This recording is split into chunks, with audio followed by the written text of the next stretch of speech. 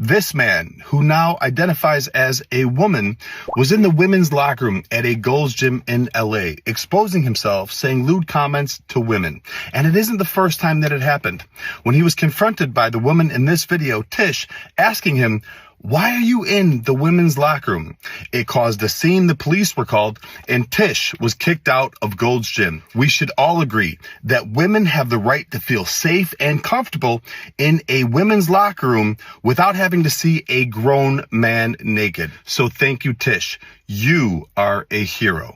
通勤通学中の皆様、おはようございます。ブクタの世界時事ニュースのお時間です。さあ、本日はですね、以前お伝えしました、ゴールドジムでのトランスジェンダー騒動についての話題の続報になります。あれからですね、やっぱり来ましたよ、続報が。その後ですね、女子更衣室を使い、女性に対してハラスメントをしていたと糾弾されたトランスジェンダーの素性というのが明らかになってきまして、これがね、とんでもないものだったんですね。現在ですね、この人物も様々なメディアに出て、自身の主張を展開しているということですので、本日は一体何が起きているのか、詳しく見ていきたいと思います。この番組は海外のホットな時事ニュースをお届けします。通勤通学のお供にちょうどいいチャンネルとなっていますので、ぜひチャンネル登録お願いします。さあ、それでは本題です。こちらね、見えておりますが、以前ですね、こちらの動画でお伝えしました、ゴールドジムでのね、トランスジェンダー騒動ですね。あれからですね、案の定、この続報というのが出てきまして、このトランスジェンダーのね、素性というのが明らかになりました。するとですね、かなり凶暴な人物だというようなことが、その逮捕歴から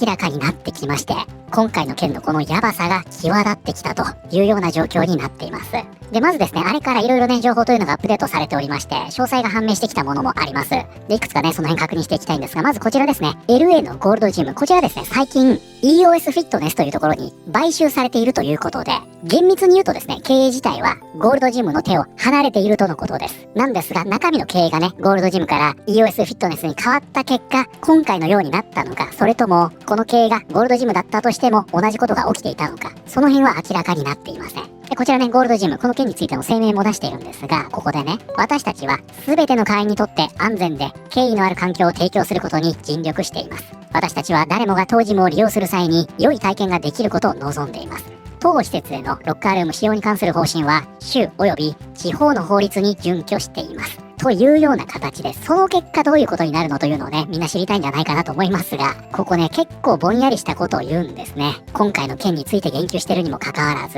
だから中身の経営がね、引き続きゴールドジムだったとしても、同じことが起きていた可能性があったかもしれないし、ここはね、この公式声明からもよくわからないというような状況になっています。そしてね、今回訴え出ましたこちらの女性、ティッシュハイマンさんなんですが、この方ですね、シンガーソングライターと以前お伝えしたんですが、2020年にグラミー賞にノミネートされてるんですね。本物の人でした。趣味で路上で歌ってますとか、そういう人ではないのでね、作詞でね、グラミー賞にノミネート歴のあるシンガーソングライターということのようです。じゃあまずね、前回までのお話、軽く振り返ってみたいと思います。女性が女性用ロッカールームでトランス女性と遭遇したことについての動画を拡散した後、ゴールドジムから追い出された。歌手で作詞家のティッシュハイマン氏は、ゴールドジムの女性用ロッカールームで大きなあれを持った大人の男がいると、彼女が表現した件についての動画が拡散した後、激しい議論の中心にいる。彼女はこれは複数回の不快な出来事が積み重なった結果だと語っている。この余波は性自認、ジムの安全性、そしてフィットネスの施設がトランスジェンダーのロッカールーム利用をどう扱うべきかという全国的な議論を引き起こしている。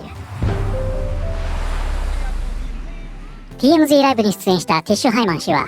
感情的な動画は一度の出来事だけについてではなかったと説明した。彼女は女性用ロッカールームで複数回トランスジェンダー女性と遭遇し、それによって安全ではないと感じたと主張している。ティッシュ氏によると、彼女が遭遇した人物たちは服を着ていたものの、見た目は男性的で言動は攻撃的だったという。ということで、件はですね、これまでも複数回ね、女性用のロッカールームでトランスジェンダーと遭遇していて、それが積み重なった結果だったというわけですね。一回ではなかったと。これが引き金となり、彼女がロサンゼルスのビバリーセンターにあるゴールドジムでの体験について吐露した動画がネット上で拡散した。彼女の発言はすぐに SNS で大きな話題となり、率直さを称賛する声もあれば、トランスフォビアだと非難する声も上がった。ビバリーセンターのゴールドジム店舗は現在、EOS フィットネスが運営している。ということでね、ここまでが前回までのお話でしたよね。このね、シンガーソングライターのティッシュハイマン氏が、ロッカールームで着替えていたんですね。そして振り返ってみると、トランスジェンダー女性がいて、かなり攻撃的にね、自分に B ワードを投げかけてきたと。で、先ほどね、この彼女は、今回のことは初めて起きたことではなくって、これまでもね、同様の件があったと言っていますが、これね、本当で、X だけでもですね、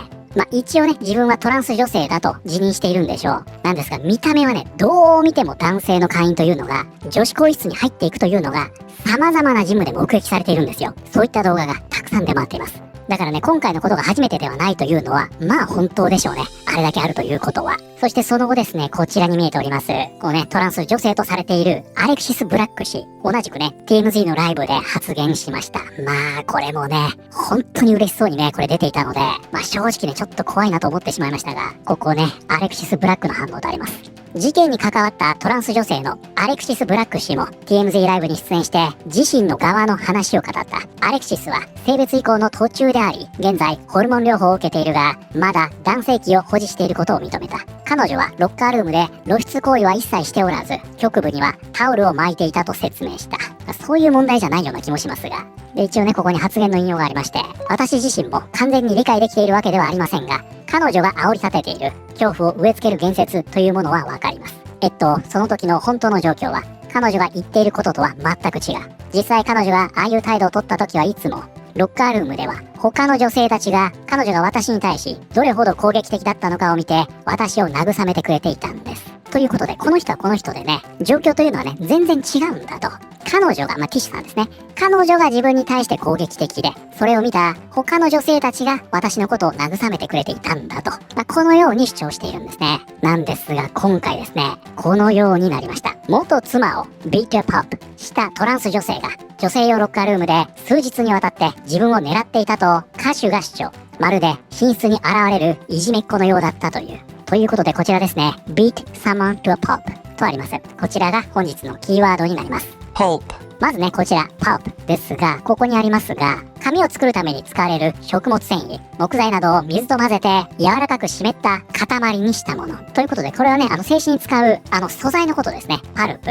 フィクションのパルプですね。なんですが、本日はね、こちらになりまして、beat someone to a pulp。これ直訳するとね、誰かをパルプになるまで殴るという意味になるんですが、これつまりね、ボコボコにするということです。半殺しにするとかね。こういったね、インフォーマルな慣用句になるというわけなんですね。そうするとね、ここまさにそうでしょ。beat someone to a pulp。ここはね、exワイフですので、つまりは元妻ということで、こちらは、元妻を半死にしたトランス女性が、女性用ロッカールームで数日にわたって自分を狙っていたと歌手が主張。まるで寝室に現れるいじめっ子のようだったという。でね、こちらに写真が出てくるんですが、皆さん、こういうことだったんですよ。ブラックは2022年、当時の妻を残虐に殴り、その顎を手術が必要なほどに骨折させた罪で有罪を認め、オハイオ州の刑務所に1年間の刑を言い渡された。当時31歳で、名前はカイル・グラント・フリーマンだった彼には、以前にも家庭内暴力の容疑があり、さらに麻薬取引や公務執行妨害での有罪判決など、オハイオ州で前科が複数あった。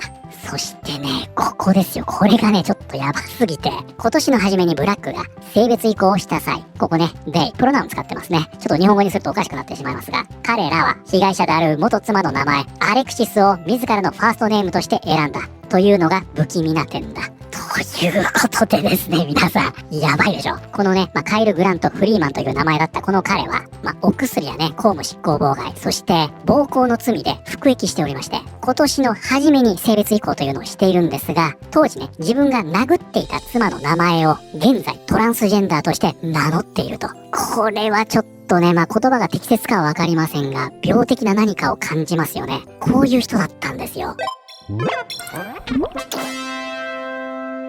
ロサンゼルスのジムの更衣室をめぐる騒動の中心にいるトランスジェンダーの人物は、自分には女性用施設を利用する権利があり、トランス専用のロッカールームでは快適に過ごせないと主張している。ということでね、よくあるトランスジェンダー専用のトイレを作ればいいじゃないか。トランスジェンダー専用のロッカールームを作ればいいじゃないか。そんなことも言われるんですが、この人物はですね、トランスジェンダー専用だと快適に過ごせないと、このように言っているようです。こちらね、ニューヨークポストがまさにこれを伝えていますね。男性が自分が女性であるという想像によって性的に興奮する傾向をオートガイネフェリアと呼ぶ。これは男性がトランジションする主な理由の一つとされている。これはストレートの男性が妻の皮をかぶっているようなものだ。このね、オートガイネフェリアというのは本当にあって、つまりね、男性が女性化することによって性的興奮を得ると。こういったものですね。妻を殴った罪で有罪になった相手の名前を奪うなんて、本当に常軌を逸している。情けないことに、人々はこの男を女だと装って見せて、それが自分を理解があり、道徳的に優れていることだと勘違いしているのが滑稽だ。つまりはこれが進歩的なブラウニーポイントというやつですね。彼の行動は女性のプライベートな空間におけるフェティッシュと支配の見せつけだ。なぜ女性の権利よりも彼を守れるというのか、これが間違い以外の何だというのか。ということで、これはね、ニューヨークポストの投稿というのもありまして、もう正直ね、バリ雑言が並んでいて、YouTube ではね、とても読めないというような状況になっています。そしてですね、これに関連しまして、以前はね、ボーイ・ジョージがね、ティッシュさんの容姿を揶揄するということで、炎上するという事態になっておりましたが、今回ですね、この方ね、以前このチャンネルでも取り上げたことがあるので、覚えてらっしゃる方いるかもしれませんが、ジョイ・ソウルという、主にね、ジムの出来事に対して、その映像に対してリアクションをするということで、大変有名なインフルエンサーがいるんですが、この人物が現在燃やされているんですね。なぜかというと、今回の件でね、生物学的な女性がね、女性の権利を主張するというのはトランスフォビアではないと言ったからなんですよ。でね、こちらにもありますが、ジョイ・ソウルがトランスフォビアであることが確認されたと。このようにして、トランスフォビアのレッテルを貼られるんですね。あっち界隈から。女性が安心できるように、女性用ロッカールームに男性を入れたくないと思うことは、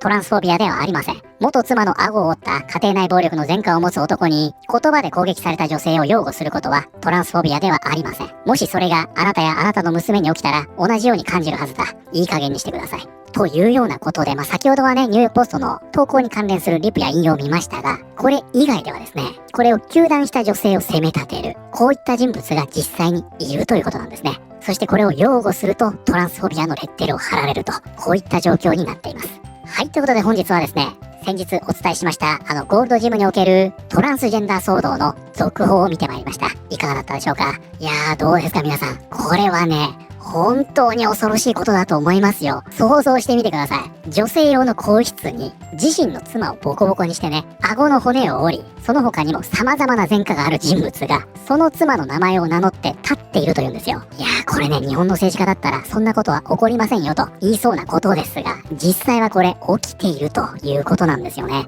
そして現在もね、カリフォルニアはこういった人たちの権利を必死に守っているということで、これはね、以前もお話ししましたが、このトランスジェンダーの権利と女性の権利というのは、もうどう転んでも相入れないということになってしまいますよね。これだと。こんなことがね、実際に横行しているというのが、本当に恐ろしいことだなと思いましたが、皆さんはこれについてどのように思われたでしょうか。ということで、本日の動画は以上になります。この動画良かったよと思っていただいた方、ぜひチャンネル登録、グッドボタンお願いします。それではまた、通勤通学中にお会いしましょう。